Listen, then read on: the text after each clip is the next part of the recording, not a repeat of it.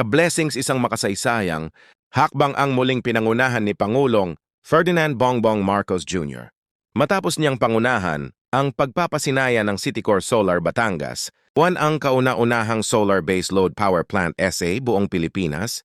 Ang planta ay may 197 megawatts, peak solar capacity at sinusuportahan ng 300, 20 megawatts hour battery energy storage system. Ibig sabihin nito, kahit wala ng araw, tuloy-tuloy PA rin ang supply ng kuryente, hindi lang pang-araw pati pang-gabi sa proyektong ring ito.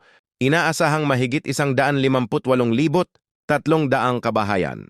Ang makikinabang mas stable na kuryente. Ladies and gentlemen, the President of the Republic of the Philippines, His Excellency Ferdinand R. Marcos Jr. Panawagan. One more, but it's only for the king of the young ones. O Lord, O Lord, O Lord, O Lord, O Lord, O Lord, O Lord, O Lord. O Lord, O Lord, O Lord, O Lord, O Lord, O Lord. O Lord, O Lord, O Lord, O Lord, O Lord, O Lord, O Lord, O Lord, O Lord, O Lord. Can't tell you now, good morning. We are gathered here for the ceremonial energization of the city core. Solar Batangas, 1 solar plants covering Lumbang and Lontal. Here in the municipality of Tuy Batangas, as a former governor, I was one of those who believed in the promise of renewable energy.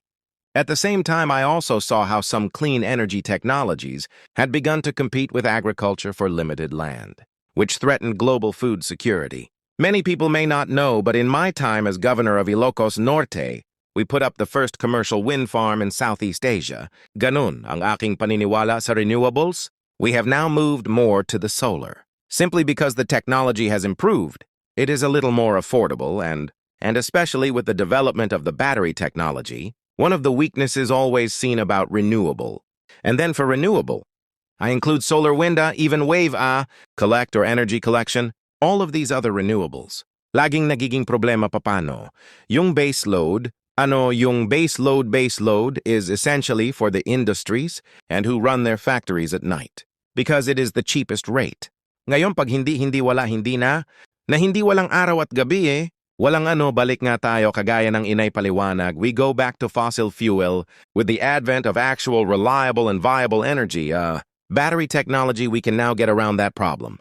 We can now get around that weakness of renewable energy because the battery technologies will be able to collect power and to continue to provide that power even when there is no sun.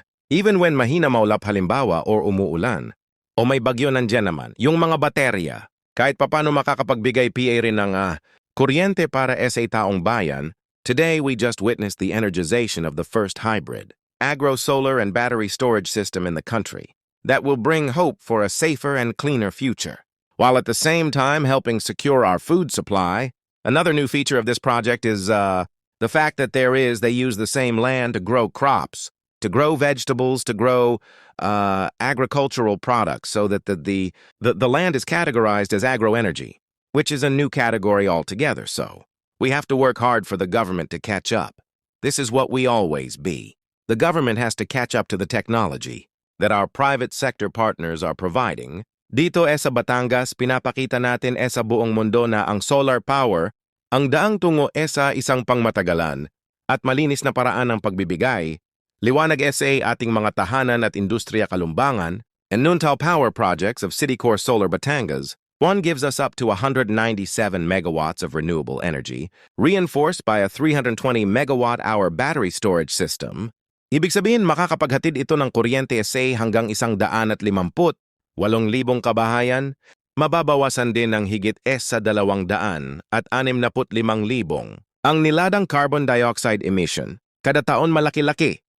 Yun, 265,000 tons of carbon dioxide emission. Katumbas ng pagtanggal ng libo-libong sasakyan sa kalsada. Mas malinis ang hangin, mas ligtas ang ating kapaligiran pamamagitan naman ng Agro-Solar Initiative.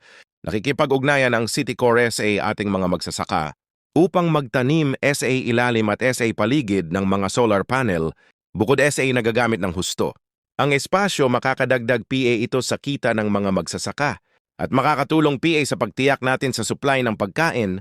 Ang tawag sa ganitong gawin ay agrivolta eques. Ibig sabihin, pinagsasabay ang pagtatanim at ang pag-generate ng energy Nababawasan ang kompetisyon sa lupa ng agrikultura at enerhiya, kayang pasabayin ang pagsulong ng food security at renewable energy.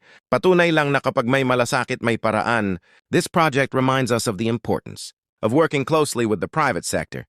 We thank Citicorp once again for working with us to bring clean and reliable energy to every Filipino home.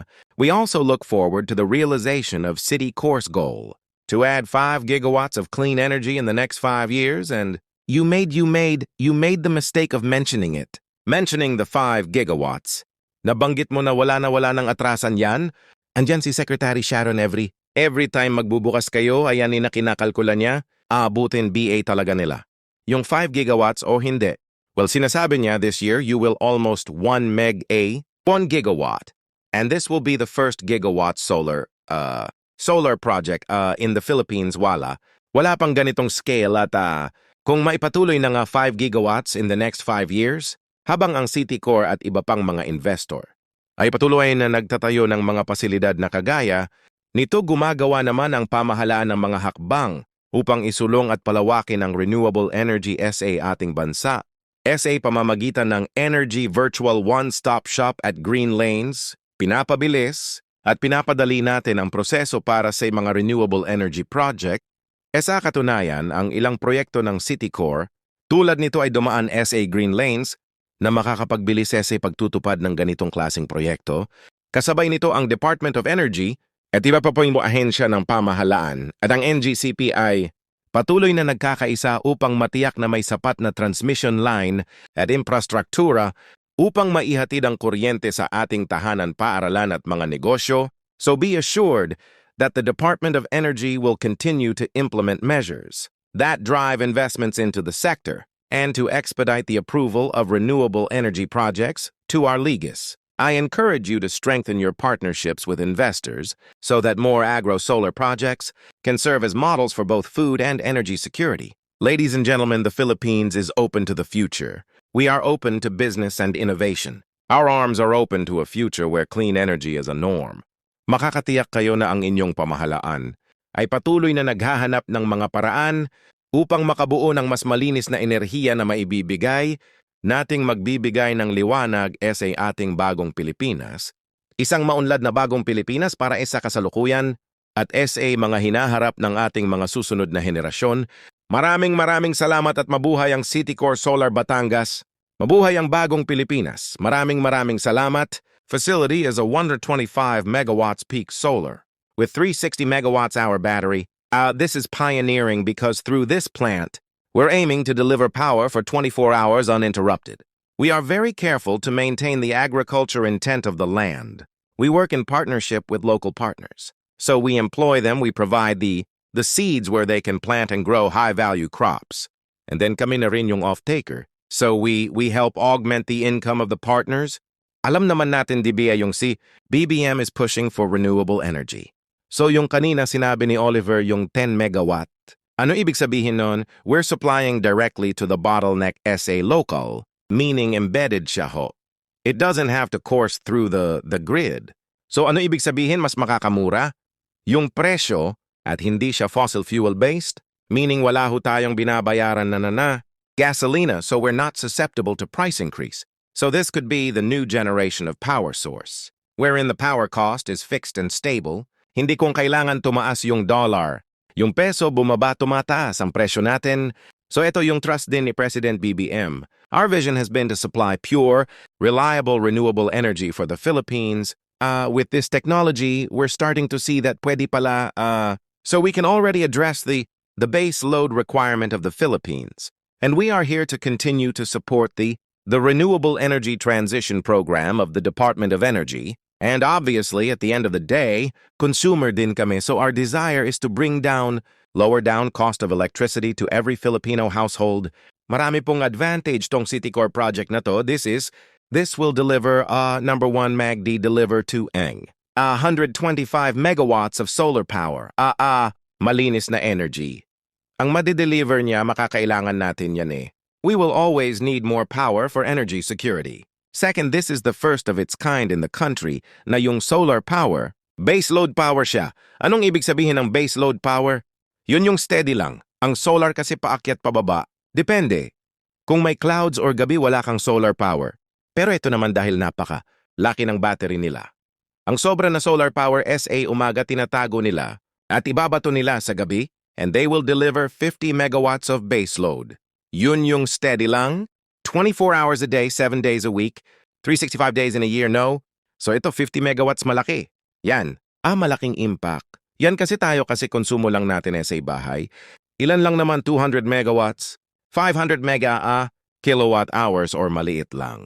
Yung konsumo kada bahay. So this will benefit thousands of houses. Now, ang ang third niyan, what's beautiful about this project is that meron silang agriculture. So meron silang PA solar panels tinaasan nila. Yan ang konti.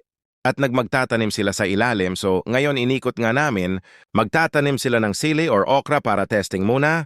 And then they will add more. No, depende sa anong bagay dito. Pero this will also help employment for our communities here.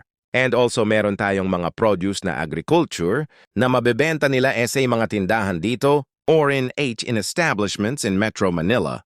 So multi-pronged ang advantage nitong project na to.